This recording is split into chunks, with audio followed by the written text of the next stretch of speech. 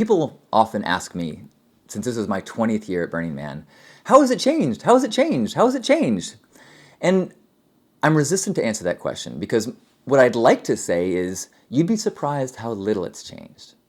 Because so much of what makes it magical, so much of what makes it life-changing has remained. The 10 principles and the adherence to things like decommodification, the fact that there's no sponsorships, have really protected a lot of what makes it transformative. The radical self-expression, the radical inclusion that holds people to certain ideals so that it doesn't become crafted into something by people who want to take its power and use it. And so I will admit, yes, it has changed. How could it not? But it still has the power to transform lives. I still talk to people over and over and over again who, whether it's their first year or 15th, have the best burn ever and are different, transformed, evolved people after being exposed to so much love and art and expression. People do get the light switched on in them and tune into their truth. And that is how the world changes. That is how people find their real joy instead of their manufactured consumer think it's happy because you are now winning in the isolated column of traditional success and toys and bank account numbers. But when we feel like, oh my gosh, I contributed to this incredible art project. I contributed to this person's experience of growth. I contributed to this moment of joy for a person. That is a whole different type of success that no matter what is happening in the exterior of the world or your bank account or your security, when you end the day feeling like I was in alignment with my truth, that is an abundance and a peace that is like nothing else. And Burning Man continues to be a tool for people to feel that. It's not the only tool. It's the one that works for me. You may never go to Burning Man, but you can substitute some culture of support that allows you to be courageous in a world that is trying to keep you in a role that is not your truth. Some of the changes that I will admit have happened is there is more of a police presence than when I began going. It used to be somewhat lawless. Before I went, there was actually like people riding around with guns in the backs of trucks. By the time I went for the first time 20 years ago, it was a little bit more in control, but sex and drugs was all over the place. There was not a police presence that was keeping people in check. It was more self-policing. Now we've got actual policing and lots of it. So that is definitely part of it. And so if somebody comes up to you, you have to, in the back of your mind, wonder, you can't assume that this person is not part of a sting operation, unfortunately. And that does have an effect on the flavor of the event. You still can assume that if someone comes up to you, their intention is not to sell you anything, they don't want anything from you, they want to give you something, or they find you interesting. But there are small situations. For example, if that person starts using code words to try to get you to give them drugs, there's a chance that this person is trying to trap you. That has changed the event in some ways. The cell phone world that we're in is not what it was when I first went. When I first went, there wasn't even digital cameras, really. There was film cameras that you could bring to certain places and get like a floppy disk, so you could get digital pictures from it. But there was not digital cameras of people snapping away. So the number of pictures that people came back with was very few. The number of pictures online was very few. The documentation was very limited. And in fact, I remember the first year that I brought a video camera, I brought like a 8mm video camera with an underwater casing in it, this big plastic underwater casing. So all the footage I got has like little quarter circles around it because it was filming through this big plastic casing. But that's the only way you could take traditional electronics out into the crazy environment. And technology has evolved, so now we have easy to afford point and shoot cameras that are waterproof you can bring out there. There's DSLR cameras that are all over the place, so people are capturing gorgeous footage. There's cell phone cameras that are pretty incredible now. Some of the best pictures I've seen this year were from my campmate Dimitri took with his new iPhone 7 with the portrait mode. I was like, oh my gosh. I almost didn't care that 4 cameras that I was supposed to bring broke over the course of the last month. Like the universe was saying, nope, no capturing, be present. Luckily, I have friends that took pictures for me. And going from a place where only those with like disposable cameras were taking pictures to everybody has the ability to record changes the event. You also now can assume that if you're out there walking around naked, there's probably going to be a picture of you. My first year was the only year I walked around naked because I'm like, nobody's going to take a picture. If they do, where are they going to share it? Anybody that shares this online, nobody I know is online. I'm safe. That is not the case anymore. Another thing that the prevalence of cell phones has done, up until the last few years, even though cell phones became ever present in the default world, they didn't work out there. So we had this immediacy forced upon us that is important and becoming more so. I'm sure you've noticed if you go into a public place where people are waiting, most people turn to their phones rather than be present or engage strangers. When you don't have that option in Black Rock City and it's part of the culture, you engage strangers. While you're waiting in line, you talk to people. While you're wandering around, you yell, I like your outfit to people. There's an immediacy. And in the last couple of years, cell phone service has started to work, and it's dangerous for a number of reasons. One, if without discipline, we get sucked into it. But there's another thing that I've started to notice, and that is in the modern world, our screens, our technology, our devices are so powerful. They're such amazing tools.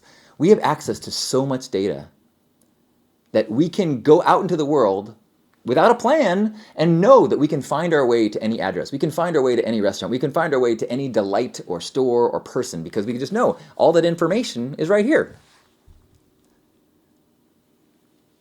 But what we can't do is go out into the world and trust that we will stumble upon what we're meant to see, the people that we're meant to meet. Because data is cold. Data is, what do you request? I will give it back to you. But what happens is when we trust an external database cold compass, we lose our connection to our internal compass. We lose what we get taught on the playa, which is that go with the flow. Float more, steer less. Let go of the book of what you're supposed to go to. Let go of your Google Map directions. Just go to where you're called. Follow the music that you hear. Follow the bright light. Just turn right because it suddenly felt like the right thing to do. And realize that you will run into a tiny dark corner of amazing. This wise guru sitting in some sculpture somewhere. Places that you cannot map your way to. You can only flow to. You can only follow your heart to. And people talk about playa magic, which is that very real phenomenon where when you get into the flow, everything happens that you need to. You go, oh man, I need this rare screw to fix my car so I can get home. And someone goes, did you just say rare screw? I'm a rare screw collector. What?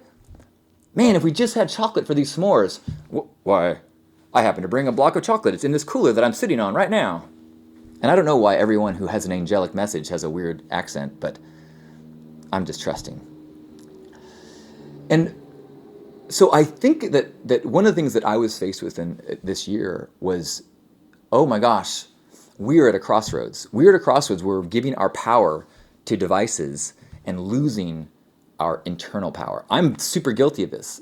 The playa started to teach me the magic. Last night, I'm still in the playa vibe and just start trusting, you know what do I feel like doing? I end up going to get a massage. And I go, you know what, there's one right across the street. Let's see if they're still open. Start walking there. And then we made an appointment. They called, they go, oh, we're not ready yet. Can you stall? And so are walking there. We're like, well, let's walk the long way around this bridge that I remember being super pretty in Solana Beach that goes to Cedros Avenue. I forgot how gorgeous it is. It's got like stained glass embedded into the ground and all these colors. And it's got these quotes. And as I'm walking, I'm like, wow, like how perfect that I'm in the flow. Playa Magic is providing and on these quotes, as these quotes that are on this bridge. The last one is by Helen Keller. It says, "Keep your face to the sun, and you cannot see a shadow."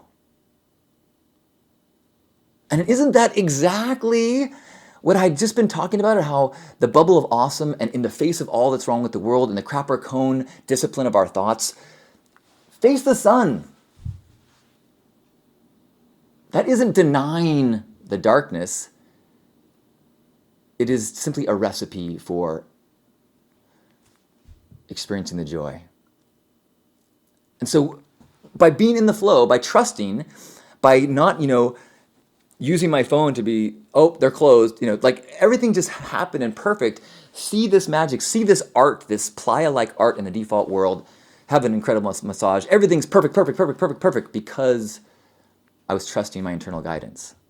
And as we follow our phones to tell us where we're supposed to be next, we are following the new shallow gods of technology and losing touch with the divine inside. So that's a lesson for me, for sure, as I become so wrapped up in Facebook connections and digital connections and forgetting sometimes how different that is than a real world connection.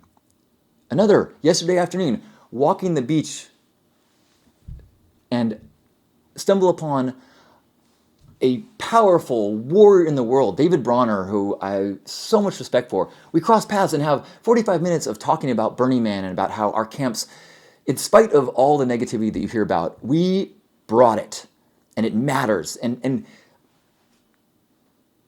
did I message him on Facebook? No, just wandered out and happened to cross paths on the beach and having this perfect connection, leaving so inspired.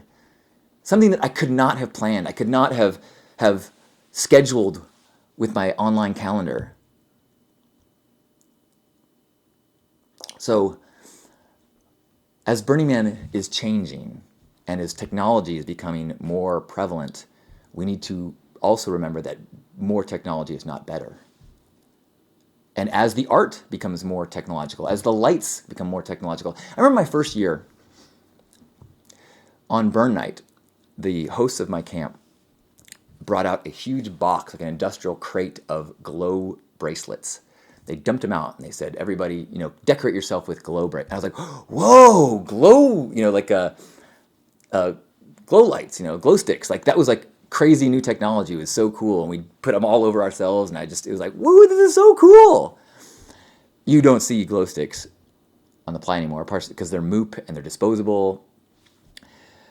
Because new technology came. I remember the first time I saw EL wire and people started to do decorations with costumes and art with EL wires. Like, whoa! You rarely see that anymore. They moved on to LEDs and LED programming and sequencing. And now you see LED art it's a whole nother realm of expression that uses technology and science and algorithms and interactivity in ways we've never seen before. And that technology, evolution it's this blossoming, this petri dish explosion in every direction, whether it's lighting technology or now we have plasma cutters and CDC cutters. People can make art with this computer-aided precision that is like nothing we've ever seen before. And then you have people layer upon it the LED and the plasma cutting and the metal and the glass work and the performance and the music composition. You have these artistic expressions that are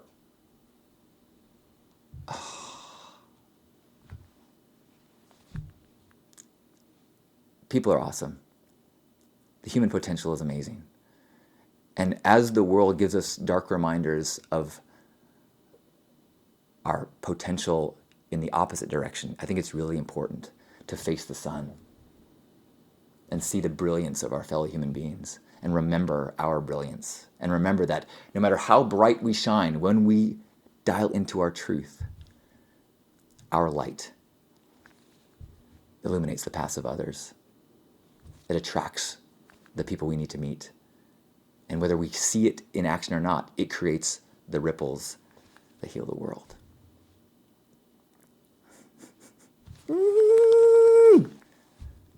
I love you.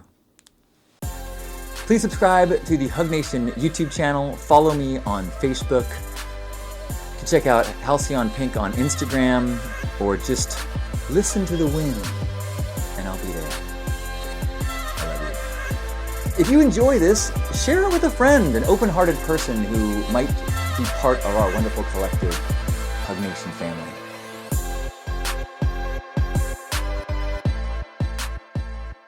You can also join my free mailing list for other free stuff at list.hugnation.com. Let's keep this going, okay? I feel it. You feel it?